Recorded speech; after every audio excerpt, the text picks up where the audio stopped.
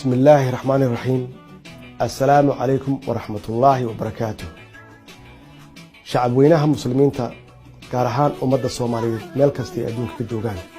وحن ليها يهمبليو مناسبة عيد الأضحى أوجد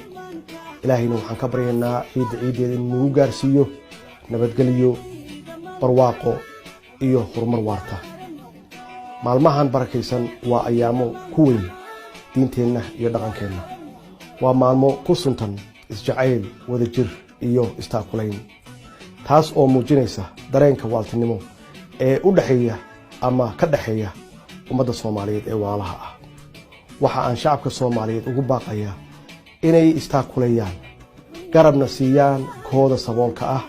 iyo kooda itaalka daran munaasabada ciida darteed sida ay diinteenu ina farayso waa inaan ka farxinaa dadka taagta daran